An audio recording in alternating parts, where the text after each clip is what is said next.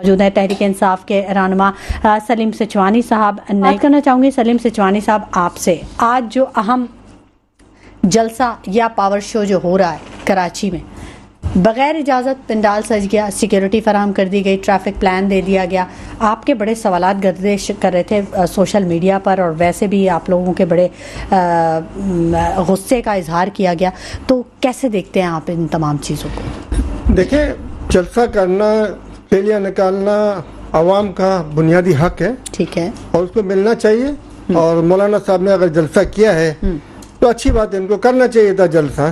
मगर 30 अप्रैल को जो इन्होंने पीटीआई के साथ जो हमेशा से सुलूक होता है आवाज होते लोगों वाला, वो नहीं होना चाहिए। जलसे के अनाउंसमेंट से पहले ही गिरफ्तारियां शुरू हो जाती हैं, लोगों को गिरफ्तार कर लिया जाता है, क्योंकि पीटीआई में डंडा बरदार फोर्स नहीं है। अच्छा, पीटीआई में जो डंडा बरदार फोर्स नहीं है, जिसकी वजह से जो पीटीआई के लोगों को पकड़ना, उनको अरेस्ट करना, उनको जेलों में डालना, इनके घरों के सामान लूटना, इनके घरों में तोड़फोड़ करना, ये एक रिवायत बना दी गई है। अच्छा, अब अगर यही काम अगर ये मौलाना साहब के साथ या इनके वर्करों के साथ करते तो उनको डंडी का जवाब डंडे से मिलता। अच्छा, मज़ामत का सामना करना पड़ता। मज़ामत का सामना न सिर्फ करना पड़ता बल्कि शदीद मज़ामत का सामना करना पड़ता। और ये पीटीआई के लोगों में पता है ज्यादातर जो है वो पढ़े लिखे और बादशाह लोग हैं, इसके अलावा जो पढ़े लिखे नहीं भी हैं तो वो भी सियासत के अंदर बड़े बादशाह हैं, जिसकी वजह से जो वो इन चीजों से दूर हैं, मेहनत कश और मजदूर टाइप के लोग ज्यादा हैं। अच्छा जी, बिल्कुल। लेकिन जब वो झंडे लेके निकलते हैं तो फिर वो इस्तेमाल करते हैं उन झंडों का सही तरीके से। ये भी तो काफी फुटेजेस आई हैं ना सलीम? वो अगर आप देखें, अगर फुटेजेस तो आप जो आपने देखी है वो हजारों बीच में चंद लोगों की देखी है, वो चंद लोग अभी तक पकड़े नहीं गए। पसंद नासिर भी हो, वो चंद लोग अभी तक पकड़े नहीं गए, हजारों पकड़े गए। मगर वो जो है ना तोड़फोड़ करने वाले वो जो चंद लोग थे जिनके चेहरे वादे तौर पर दिखाए गए थे, वो चंद लोग अभी तक गिरफ्तार नहीं हुए। अच्छा, तो सोचने की बात है वो चंद लोग किन के भेजे हुए थे, कहाँ के थे, किधर के थे, ठीक, और क्यों थे? फिर एक सवाल उठ गया कि ये कोई साजिश भी हो सकती है, ये कैसी बात है? हम सवाल में से सवाल निकलते चले जा रहे हैं। इलेक्शन के टाइम पे इत्तेहादी अलग होते हैं इनके, हमेशा से आप रिकॉर्ड पिछला चेक कर ले, इलेक्शन के टाइम पे हमेशा पीपल्स पार्टी एमपी में एक दूसरे को बुरा भला कह रही होती हैं और इलेक्शन के बाद हमेशा इनका इत्तेहाद हो जाता है। अच्छा। इलेक्शन से पहले इसलिए कह रहे होते हैं कि उनको महाजरत की सियासत करनी होती है, उनको सिंधियत की सियासत करनी होती है, पाकिस्तान की सियासत किसी को भी नहीं करनी होती। अच्छा, जिसकी वजह से जो है नुकसान हमेशा पाकिस्तान का ही होता है और आज भी हो रहा है। पाकिस्तान के अवाम का होता है, मतलब पाकिस्तान से मतलब पाकिस्तान के अवाम बयानात से देखिए जी, पाकिस्तान से मतलब पाकिस्तान के अवाम में, इसमें इंटीरियर सिंध की अवाम भी आ गई, इसमें कराची की भी आ गई, इसमें पंजाब की भी आ गई। पाकिस्तान का नुकसान हुआ था तो वो उसकी बात कर रहे हैं जी। 9 मई को बेशक पाकिस्तान का नुकसान हुआ था, इसमें कोई शक नहीं। 9 मई को खवातीन को घसीटा गया था, 9 मई को 25 लोगों को शहीद किया गया था, 9 मई को 16 अफराद को गोलियां मारी गई थी, 9 मई को जो है वो शोधा के जो यादगार तामीर की गई थी उसको तोड़ा फोड़ा गया था, मगर अभी तक एक भी उसको गिरफ्तार नहीं किया गया जिन्होंने शोधा की यादगार को तोड़ा था। यादगार उसको कहना चाहिए नहीं कहना चाहिए, ये उसके लिए फतवा लेना पड़ेगा, क्योंकि वो बुत बनाए थे यादगार में, बुत हम तोड़ के इस्लाम फैला था। और बीइंग ए मुस्लिम हमें बुत बनाना चाहिए या नहीं बनाने चाहिए, उसके लिए हमें फतवा लेना पड़ेगा सर। अच्छा, ये तो खैर एक अलग ही बहस है, अलग बहस हो जाएगी। बिल्कुल बिल्कुल, मगर अब नहीं, तोड़फोड़ नहीं होनी चाहिए थी, जिसने एक पत्थर भी उठाया उसने गलत किया। बिल्कुल बिल्कुल, ये बात दुरुस्त है। अब ये जो सलीम साहब बयानात का सिलसिला जो जारी हो जाता है और ख़ास तौर पे धमकी आमेज़ जो सिलसिला है, आज JUI फे के जलसे में राशिद सुमरो साहब का एक बयान जो आया, उन्होंने कहा कि जलसा करने से कोई रोक नहीं सकता, रोक कर दिखाए, हम उसे बताएंगे कि हम क्या कर सकते हैं। थ्रेट जो एक थी, तो ये जेस्चर नहीं होना चाहिए, रहनुमाओं का ये जेस्चर सूट नहीं करता है। वो आपकी बात सही है, ये जेस्चर नहीं होना, मगर जेस्चर पैदा क्यों हुआ, सवाल ये भी है ना, क्यों इजाजत नहीं दी गई इनको? अगर इनको इजाजत दे दी जाती तो ये जेस्चर पैदा ही नहीं होता। क्या उनका जमहूरी हक नहीं बनता? क्या एहतजाज करें, जलसा करें, जुलूस निकालें? क्या ये आज़ादी क्या पीटीआई के दौर में नहीं थी सबको? जब उस दौर में मौजूद थी तो आज किस खुशी में पाबंदियां लगाई जा रही हैं? जब ये पाबंदियां लगाएंगे तो फिर इंतहा पसंदी उरूज पे चढ़ती है। अगर पाबंदियां न लगाएं तो पुरअमन जलसे जुलूसों की इजाजत होनी चाहिए, और यही हमारा दीन और हमारे इखलाकी इक़दार बनती है, जिससे हम आगे बढ़ सकते हैं। ठीक है, राना हुकूमत भी 3.5-4 साल रही, क्यों नहीं कराची पे तवज्जो दी गई? क्या वजह थी? वजह क्या थी? बुनियादी वजह बताइए। पहले तो मैं आपको बसों वाली बात क्लियर कर दूं। चलें, बसों वाली बात पहले देखिए। इस वक्त नहीं, ये दुखती रख नहीं है, इसमें आप भी शामिल थे, आप भूल रहे अपने आप को। इसमें आप भी शामिल थे, आप अपने अपने को ना भूले सर। ठीक है सलीम साहब, कंटिन्यू करें। 15 लाख मोटरसाइकिलें जो है शहर में चल रही हैं इस वक्त। ठीक है, अगर हम सिर्फ सिंगल सवारी भी लेते हैं ना 15 लाख में, तो एक बस के अंदर जो आते हैं वो तकरीबन मेरे ख्याल से 50 से 60 से ज्यादा लोग अफराद तो नहीं आ सकते। एक बस के अंदर में 50-60 से ज्यादा अफराद अभी तो जो नहीं आई हैं, मैंने तो 200 भरे हुए देखे हैं। भरे हुए देखे नहीं, अगर सीट बाय सीट अगर हम बाइज्जत तरीके से अगर हम अपने आवाम को फैसिलिटेट करें, सीट बाय सीट जो उसका हक बनता है, जिस तरह दीगर ममालिक में सीट बाय सीट जा रही होती है बसें, इस तरह हम अपने भी मुल्क के आवाम को उसका हक देने का सोचते हैं, तो आप देखें 50-60 से ज्यादा तो नहीं है। कराची में सिर्फ नहीं, लाहौर की, पंजाब की जो मेट्रो है वहाँ पे भी सूरत हाल ऐसी है। मैं वहाँ की बात नहीं कर रहा हूँ, जब यहाँ पे जो मार्केटिंग हो रही है इस वक्त हम इसकी बात कर रहे हैं। अच्छा। उनकी मार्केटिंग हमें नजर नहीं आती, वो पंजाब के अंदर कर रहे होंगे अपनी मार्केटिंग, तो हम उसका जवाब नहीं दे सकते कि उधर कितनी बसें हैं, उसकी तादाद तो शुमार नहीं है हमारे पास। और यहाँ पे मेरे ख्याल से चंद 100 बसें आई हैं जिसकी इतनी मार्केटिंग की जा रही, जितने मेरे की बसें नहीं है उससे ज्यादा की तो उन्होंने मार्केटिंग कर दी है। अच्छा। और अगर एक हम लेते हैं तो कम से कम हमें 25,000 बसें चाहिए एक बस के अंदर 60 अफराद बिठाने के लिए। 25,000 बसें सिर्फ कराची के लिए 25,000 बसें चाहिए इस शहर कराची के लिए। अगर हम उसके अंदर 50-60 सीट बाय सीट बेचने जाए तो वो सीट बाय सीट 50 लाख नहीं बेचेंगे। क्यों कि 15 लाख जो बाइकें चल रही हैं उनमें से हर कोई डबल सवारी में भी चल रहा होता है। 3-3 भी बैठे होते हैं, 3-3 भी बैठे होते हैं और 4-4, 5-5 फैमिलीज के साथ भी बैठे होते हैं। अगर हम उनकी क्वांटिटी करेंगे तो आप वाली क्वांटिटी पे पहुंच जाएगी 100 मोर देन 100 से ऊपर ही चली जाएगी। ऐसा ही है। तो ये सूरत हाल ये कि सिर्फ मार्केटिंग पे तवज्जो नहीं होनी चाहिए, पिंक और ये बसें दिखा के आवाम को बहलाने की कोशिश न की जाए, बल्कि हकीकी बुनियादों पर आवाम का मसला हल किया जाए।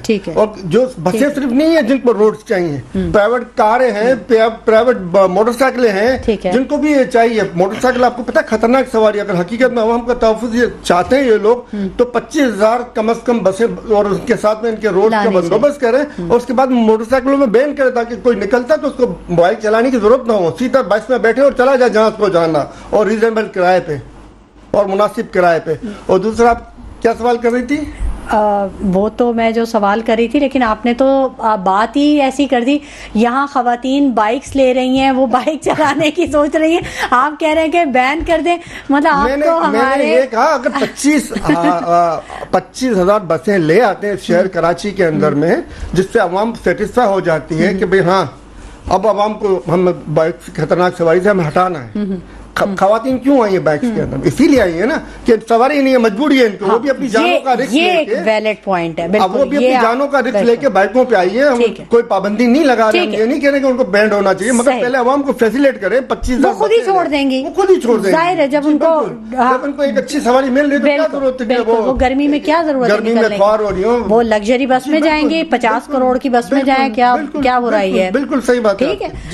अच्छा, मेरा सवाल ये था कि पीटीआई ने क्यों नहीं कराची में तवज्जो दी? जी आप देखें पीटीआई का जो बजट दिया गया था वो ठीक ठाक दिया गया था। 11 अरब वाला, 1100 अरब वाला। हाँ 11 अरब में पता नहीं कितना गजा, मतलब एक एमपीएस को एक अच्छा खासा रैंसम अमाउंट दिया गया था एमएनएस को। अच्छा। और वो हर उन्होंने अपने अपने इलाकों में काम करवाए। अब अगर इनके एमएनएस ने अपने इलाकों में काम नहीं करवाए तो उसकी जवाबदेही है। हमारे इलाकों में तो अच्छा खासा काम हुआ है। अच्छा। और ऐसे वो काम हुए जो एमएनए का हक नहीं बनता। अच्छा। एमएनए का हक नहीं बनता कि वो सेवरेज लाइनें सही करा, मगर उसको करवानी पड़ी। एमएनए का हक नहीं बनता कि वो टूटी फूटी सड़कें बनाए, मगर उसको बनवाने पड़े। अच्छा। एमएनए का हक है कौम की तरक्की के लिए, वो सोचे, वो कौम को आगे ले जाने के सोचे, और कौम को जो है ना वो सड़कों पे और गटर लाइनों पे उलझा के रखा हुआ उन्होंने आज तक। 75 साल से हम यही गटर लाइनों में और सड़कों में उलझे हुए हैं। कभी सड़क पानी के लिए तोड़ रहे हैं तो फिर बना रहे हैं, फिर बन गई है तो फिर गटर की लाइन के लिए तोड़ रहे हैं, हम यही देखते हुए आ रहे हैं। ठीक है, ये मसाइल तो बिल्कुल ये तो आवाम को उलझन में डाल के रखा गया। सलीम साहब, जो किसान हैं उनके लिए बड़ी मुश्किलात हो गई हैं। गंदम की फसल कट के सामने आ गई है और उनका खरीदार कोई नहीं है, क्योंकि पाकिस्तान ने तो $1 अरब की गंदम मंगवा ली है। 1.3 अरब डॉलर। अच्छा। किसानों से पहले मैं आपको इंडस्ट्रीज की बात बता दूं, क्योंकि किसानों के मसाइल भी इंडस्ट्रीज से रिलेटेड हैं। बिल्कुल। क्योंकि जब इंडस्ट्रियां चलेंगी तो किसान भी खुशहाल होगा और इंडस्ट्रीज भी खुशहाल होंगी। देखें 90s के अंदर में पाकिस्तान को जो है ना सामाजिक कुव्वतों के साथ मिलकर पाकिस्तान को जो गर्दन से दबोचने की प्लानिंग की गई ना, वो एनर्जी सेक्टर था। अच्छा। एनर्जी सेक्टर जो है वो किसी भी कौम की तवानाई होती है जिससे मुल्क को कौम आगे जाते हैं, उससे किसान भी खुशहाल होता है, अगर बिजली सस्ती होती है, इंडस्ट्रीज भी खुशहाल होता है, वो अपनी एक्सपोर्ट ग्रो कर सकता है, आवाम भी खुशहाल होती है कि वो मुनासिब तौर पे अपने आप को मैनेज कर सकती है बिलों के अंदर में। इन्होंने किस तरीके के एग्रीमेंट किए कि पाकिस्तान की टोटल कैपेसिटी पीक टाइम के ऊपर अगर आप ले लें तो वो 24,000 मेगावाट है, फुल गर्मी जिस वक्त पाकिस्तान के तमाम एसी चल रहे हो, पाकिस्तान की तमाम इंडस्ट्रियां चल रही हो, तो वो 24,000 मेगावाट बनती है। और हमारी जो लाइनें चल रही हैं उसमें कैपेसिटी है 22,000 मेगावाट की, यानी 24,000 हमारी लाइनों में भी गुंजाइश नहीं चल सके। और इन्होंने जो एग्रीमेंट किए वो 45,000 मेगावाट के एग्रीमेंट्स किए, आईपीपी से 45,000 में, यानी 21,000 मेगावाट की पेमेंट जो है पाकिस्तानी कौम फालतू में अपनी जेब से दे रही है, बल्कि इसलिए नहीं बल्कि 23,000 मेगावाट की अपनी जेब से फालतू में दे रही है। इसके अलावा लोड शेडिंग अलग भुगत रही है और अजाब अलग भुगती है, हमारी इंडस्ट्रियां बंद हो रही हैं। ये सब के सब जो है ना ये मिले हुए पाकिस्तानी कौम को तनज़्ज़ुली की तरफ ले जाने के सिलसिले में। अगर ये एनर्जी सेक्टर को खाली सही तरीके से मैनेज कर लें तो पाकिस्तानी कौम जिस दलदल में गिरी है उससे निकल के बाहर आ जाएगी, मगर ये कभी नहीं करेंगे। अगर आप खाली हमारे गिलगित के अंदर में इतनी कैपेसिटी है कि वहां से 2 लाख मेगावाट हम बिजली तैयार कर सकते हैं, 2 लाख मेगावाट, और हमारे पास विंड जोन ऐसे हैं जहां पे बहुत सी जगहों पे अगर हम उससे भी फायदा उठाएं तो भी हम अपनी दुगनी जरूरत की पैदा कर सकते हैं। वहां पे जो 50,000 मेगावाट हम वहां से भी हासिल करते हैं, मगर तमाम तरह चीजों को नजरअंदाज करके पाकिस्तानी कौम को गर्दन से दबा के और बदहाली की तरफ ले जाने के लिए उन्होंने इस तरीके के एग्रीमेंट किए कि आज 45,000 मेगावाट की पेमेंट हो रही है और 20,000 से कम मेगावाट पाकिस्तानी कौम को मिल रही है। रोज बरोज ये जो है वो रेट्स बढ़ा के पाकिस्तानी कौम को मुश्किलात में इजाफा कर रहे हैं। और पीछे से कौन कमीशनें खा रहे हैं, इस्टेब्लिशमेंट के कौन कौन से लोग इसमें इन्वॉल्व हैं, ये कौम अननोन है। तमाम एग्रीमेंट्स कौम के सामने लाए जाए, कौम को दिखाया जाए कि किस किस तरीके से कौम की गर्दन को दबोचा जा रहा है और किस किस तरीके से कौम को बदहाल किया जा रहा है, ये कौम को मालूम होना चाहिए। ठीक है, अब मेरे सवाल का जवाब भी दे दो जो मैंने आपसे पूछा था कि किसानों के साथ जो कुछ हो रहा है, देखना किसानों उसका लास्ट क्या हल किया ये कहा था कि ये असूलन अभी तक काकर गवर्नमेंट में काकर साहब और मोहसिन नकवी साहब जो है वो जेल में होने चाहिए। वो आज हमारे पर मुसल्लत है, सेनेटर और दीगर वो बनकर, क्यों कि इन लोगों ने यही लोग इन्वॉल्व हैं यूक्रेन से $31 पर टन गंदम खरीदने में। अब आप बताएं 3100 रुपए पाकिस्तानी 3100 रुपए बनते हैं टन मन खरीदने में। अब 3100 रुपए जो है वो वहां से इसके बीच में कमीशन इनका अलग है, इसके अंदर इनका कमीशन है 400 रुपए। अगर आप इसके अंदर एक्सपेंसेस भी डाल दें तो भी इन्होंने 4400 रुपए के हिसाब से फ्लोर मिलों को बेची है, यानी तकरीबन 5 और 900 रुपए फी मन इन्होंने जो है ना कमाई की है, और जो तकरीबन 85 अरब रुपए के करीब बनती है। और पाकिस्तानी कौम जो एक पाकिस्तानी कौम नहीं, पाकिस्तान की कौम के लीडरान जो अपने आप को 1 अरब डॉलर के लिए भीख मांगते हुए नजर आ रहे होते हैं, वो 1.3 अरब डॉलर गंदम की मद में स्टॉक करके बैठी हुई है और किसान से गंदम खरीदने के लिए तैयार नहीं है, ताकि किसान अगले महीने अगले साल फिर गंदम न बोए, क्योंकि गंदम के अंदर नुकसान आएगा तो अगले साल नहीं बोएगा, तो फिर ये इंपोर्ट करें, फिर कमीशनें खाएं।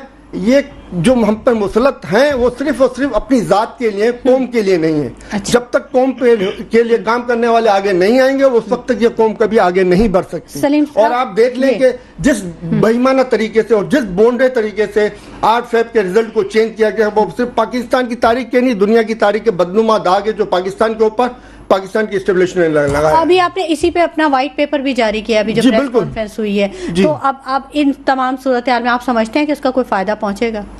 देखिए फायदा पहुंचेगा इस सूरत में अवाम में अवेयरनेस आएगी, अवाम को मालूम पड़ेगी कि हम किस तरीके से आपको पाकिस्तानी कौम को नुकसान पहुंचाया जा रहा है, किस तरीके से पाकिस्तानी कौम को तनज़्ज़ुली की तरफ धकेला जा रहा है।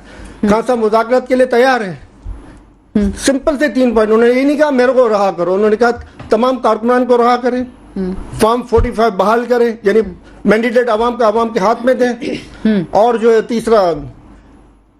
तीसरा भी एक है अच्छा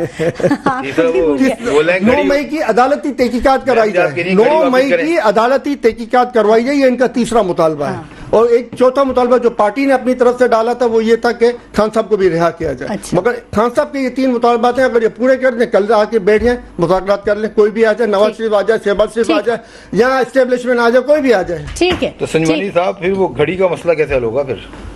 सर आप मुझे ये बताएं कि चंद करोड़ की गाड़ी का जो है वो उनका तोहफा है, आपको कोई तोहफा दिया गया, वो आपका राइट है, आप बेचें या न बेचें, ये आपका राइट है। नहीं तो वो जिस ठीक है, तरीके से अब आप मुझे बताएं वसीम अकरम के जो 12 अरब रुपए जो हर साल वो ले रहे थे पाकिस्तान की तरक्याती कौम के, वो कहाँ गए? खासा में तो वो गाड़ी बेच के सड़क बनी थी, वो तो सड़कों के पैसे खा गए आप लोग। लेकिन वो पैसे आप लोग सड़कों के पैसे भी खा गए, सेवरेज के पैसे भी खा गए आप लोग, वो पैसे तो बोरी पर लाशें आप लोगों ने दी, आप लोग भाइयों ने हुकूमत के रेट को क्यों